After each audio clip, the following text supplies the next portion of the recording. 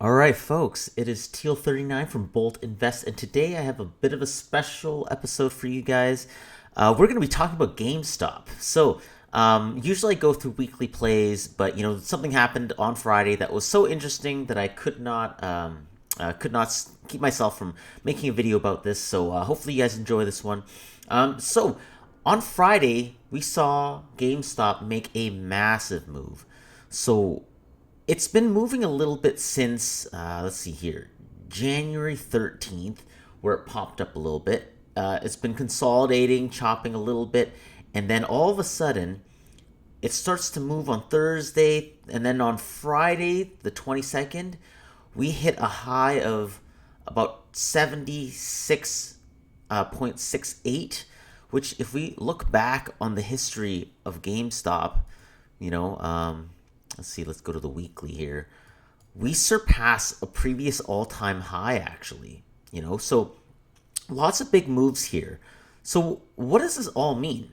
Right. So obviously, you guys, if you guys are looking up this video, you guys must have either heard, GME being pumped in discords, in servers, on Wall Street bets, or wherever the case may be, and everyone is screaming short squeeze. Everyone's talking about the infinity squeeze of Volkswagen from way back.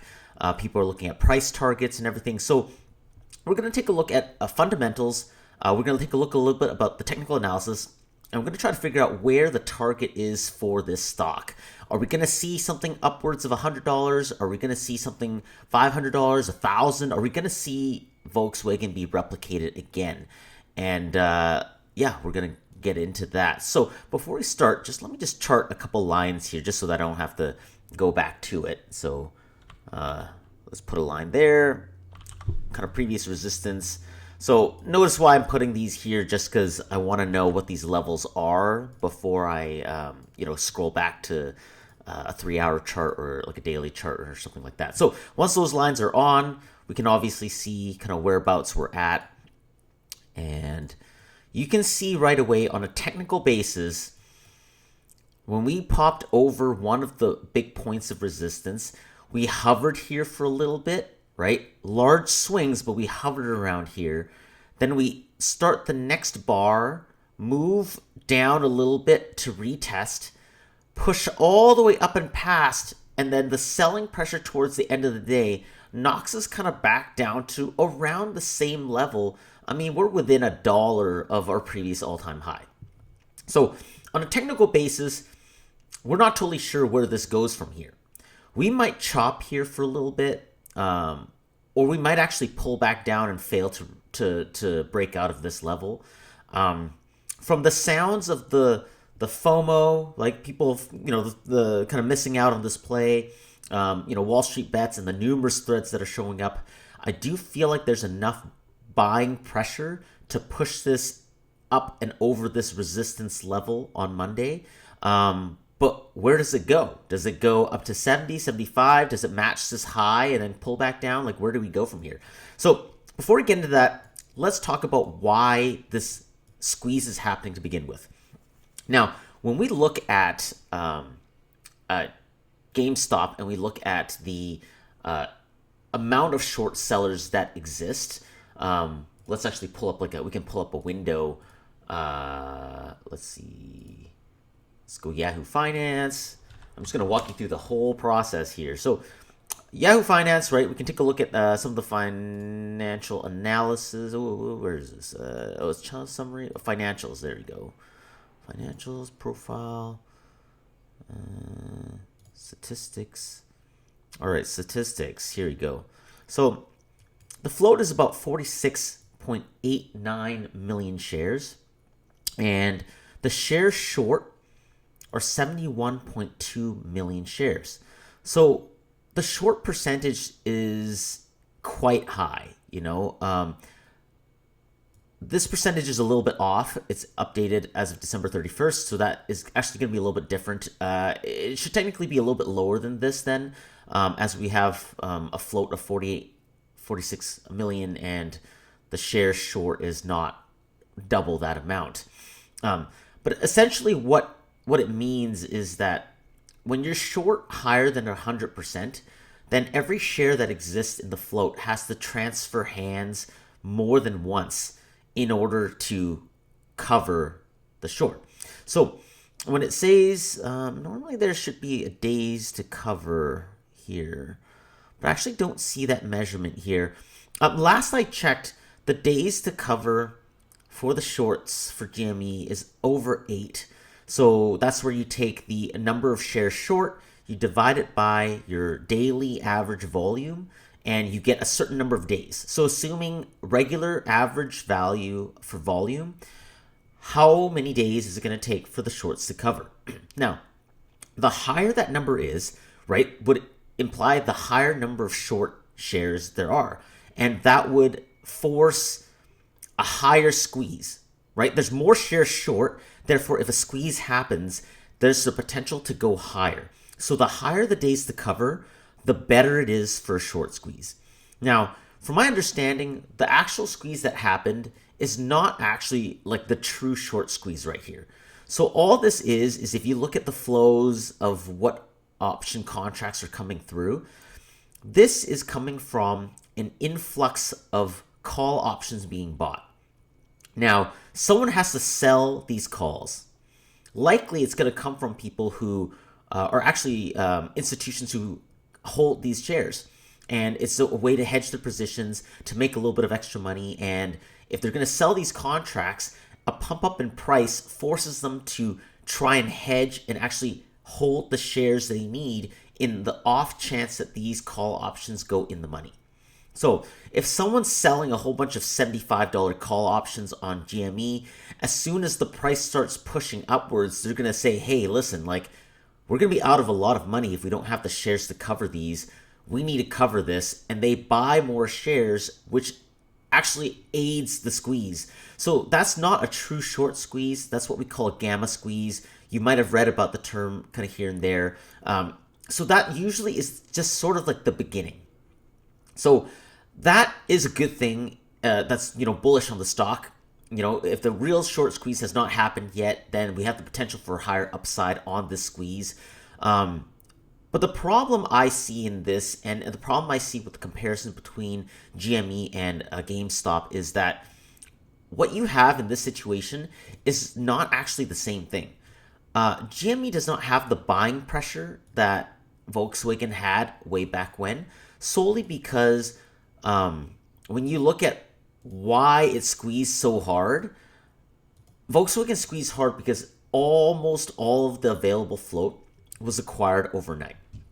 So we can take a look at Volkswagen here real quick, and we can take a look at kind of what happened. Let's see. Volkswagen. Stock. Volkswagen, there we go. So if we scroll back, let's take a look here. So if we take a look at how high this ever went, way back when, you can see this crazy squeeze that went all the way. Actually, this scale is not even correct. Volkswagen went to $1,000. And for a brief moment in time, it became the most valuable company in the world. But if you look at how quickly this happened, this price point is like September 15th or so. This is a 1 week bar. Let's take a look at like a 3-hour bar here. Oh, this is what I hate about. I hate this about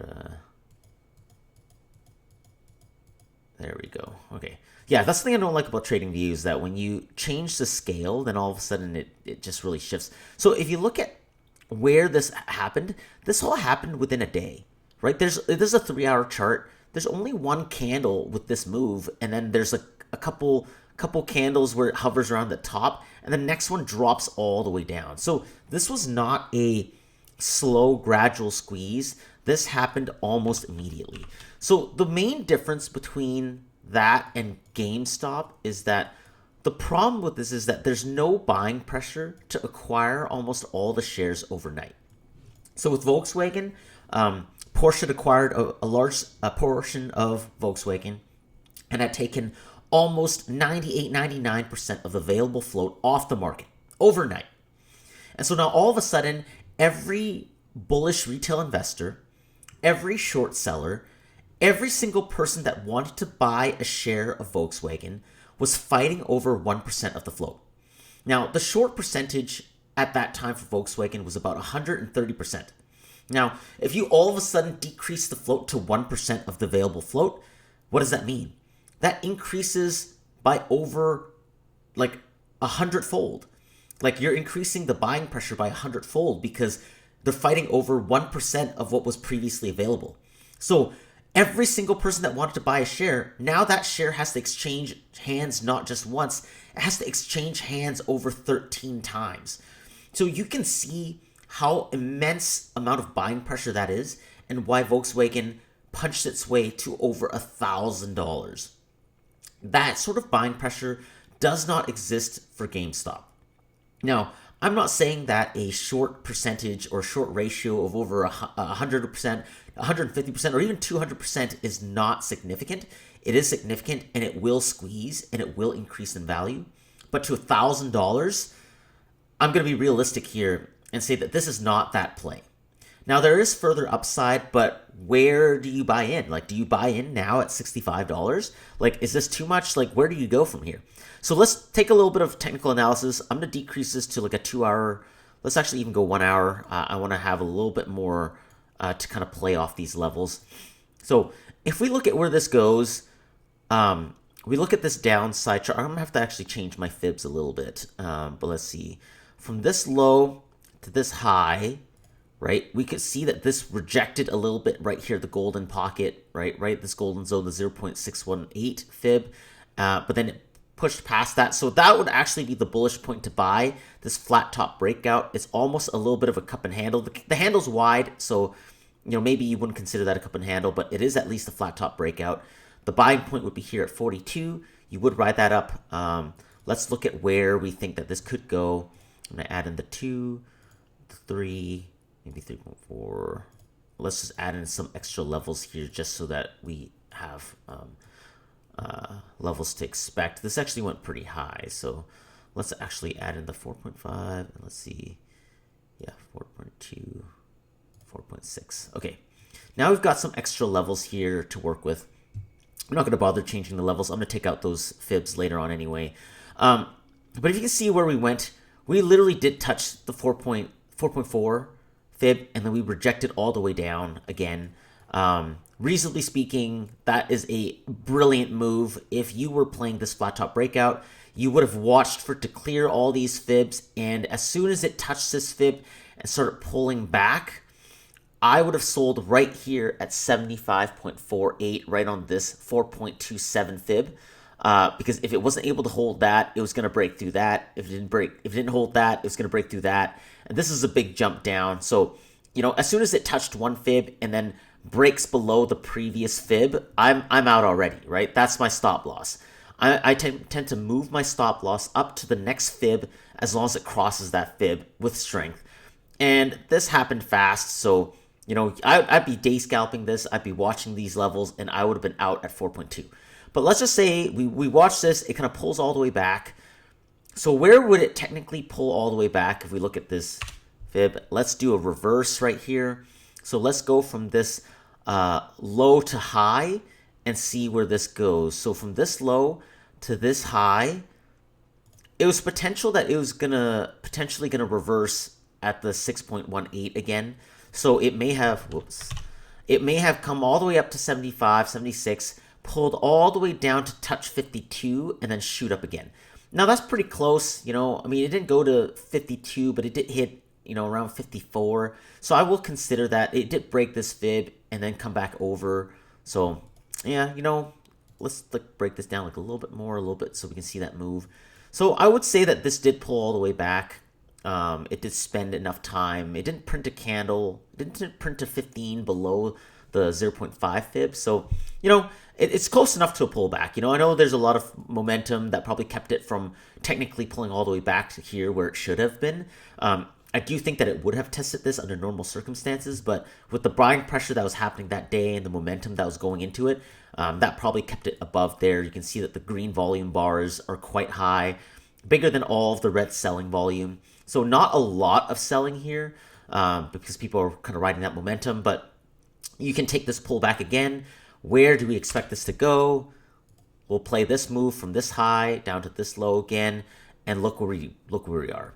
So we are right at the level that we would possibly reject, right? It literally touches the 0.618 fib and pulls back again to this previous all-time high.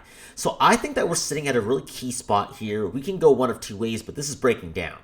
So either we clear this zone with strength on Monday morning and we burst through all-time highs, right? I'm going to have my finger on the trigger for some GME weeklies, and I'm going to scalp that if possible. Though it's really expensive. The premiums have gone up like absurdly high. It may actually be more worthwhile to buy shares at this point, but I don't know. You know, you might not get a fill. If you go market, you might fill way too high. It's one of those plays that if you're not in, it may just be more fun watching at this point, but who knows? I think there is further upside, so it may be worth the risk if you go in a small percentage anyway. But I think that either we break through this level with strength and we keep going, or we fail to break out. We actually break below this level, and we probably chop around this level between 57 and 64 for a little bit as we create the base that we need for the next move. But if we do go a little bit higher, where are my price targets? Well, clearly my price target, my first one at least, is going to be this first creating all-time high again. So let's see, PT1 right there. PT1, change the colors there a little bit so it's a little bit more clear. Usually the 2 would be another one that I really like. PT2, and let's just see the 3.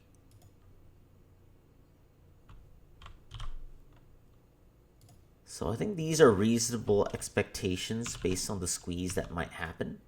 So I'm going to chart that there. Let's take a look at the move off the bounce. So off of this base right here, I mean, this is going to be the base that's forming. Buying side is probably right around here.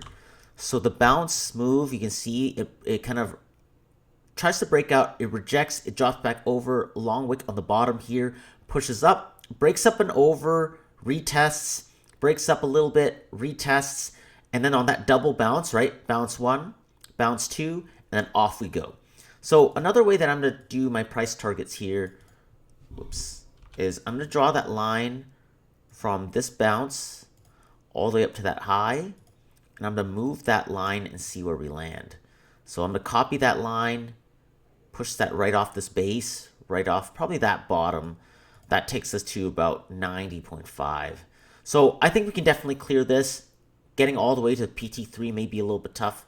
So I may actually either put a target right here, right? Or I might actually, reasonably speaking, I will move my PT3 all the way there, and I will make my PT2 down there, and I will keep my PT3 a little bit lower right there. And I could make that PT4, though I make PT4 is probably going to be a little bit higher than that. Okay, so this is kind of how I technically look into this. Based on where this, I mean, it's kind of creating a little bit of a megaphone sort of pattern here. So we could hit this level. We could kind of hit, pretty close to, I mean, I'm going to draw this a little bit more accurately here because I do that on the larger time frame, so it kind of covers up some of the candles. But, reasonably speaking, we could hit PT1, hit the top of the megaphone, and then actually come back down a little bit. So I think PT1 is achievable if we start bullish on Monday morning. And that's new all-time high. I think that's very reasonable. I do think there's enough Momo to kind of get us to PT2. Past that, I'm not sure. I think we do pull back a little bit again. So again, we can do this all day long, right? Playing the levels. We look at this. We go from this low to this high. Market data connection lost. And where would we reconnect here? We would reconnect. We would pull all the way back to this level at 68 and then relaunch off again, in which case then you kind of take the next line. That would kind of almost get you to PT3. So I think reasonably speaking, on Monday morning, what we're probably looking at is PT2, PT2 by the end of the week, I think, is something that's very doable. Depends how you want to play it. If you have the capital to wait out the squeeze, I would probably buy shares, see where this goes, maybe on a pullback where the momentum's like a little bit less. But I think it's going to be a scramble to get shares at all. I personally don't have any skin in this game. I might play some options on it next week. We'll have to see. I might alert in the Discord. But that's my take on it. You know, fundamentally, do I think GameStop is a good company to buy and hold? I do not think so. So Citron Research saying that this will come back down to $20. I don't think he's wrong, right? I think that eventually this is going to come back all the way down. So don't be a bag holder here. This is, to me, looking like almost a pyramid scheme. Whoever gets in early needs to convince new buyers to come in to buy new shares to continue pumping the price up. And because we do not have a giant whale who's going to acquire the shares overnight, we rely on a gradual squeeze by having influx of new buyers. And the problem with that is that there has to be consensus with holding the shares. If people decide to start taking profit, this is going to fall really quickly. If you look at the dark pools, you look at the block trades, institutional money is still selling. They are taking advantage to either offload shares at these high prices to get out at profit, or they're shorting it again with new shorts at these highs. So when the short percentage is like high, don't think that this is squeezing them per se, because they might be developing these new shorts at these highs and they might actually be profiting. They might have shorted it right here at 76 and already covered some at 50 or 60. So I would be careful at these levels, okay? I wouldn't put a lot on the table here. I would not hold GameStop long term. I would not put a lot of equity on the table, and I would be very careful where I chase, because people are out to profit take wherever they can, and if you buy in at a high, this gets halted and this scoots all the way down to 50, you could get caught with a 40% loss on shares. Option premiums are crazy expensive, but I do like watching this thing for fun. Is it worth the risk? Potentially. It just might depend on where this goes. So if you're watching for levels and you want to know where to get in, I would not get in at the open. I would get in over this golden pocket. I would get in over the 68.2 level where it breaks out and there's confirmation that this is going to create a new high. Because if you get in at 68, listen, this is still going to go over $7, $8, $9 to all-time high easily. This will then break and possibly get to 90. And so if you get in at 68, don't think that you're going to miss out in FOMO because you missed these $4 or $5 moves. If this breaks 68, this is going to go on a $20 tear. So use that. Again, this is not financial advice. This is just my opinion based on the levels, based on the analysis that I have. But be careful. Remember that trading is a marathon, not a race. Feel free to shoot me a message on Discord if you have any questions, or leave a comment down below. Again, this is Teal39 with Bolt Invest, and thanks for tuning in.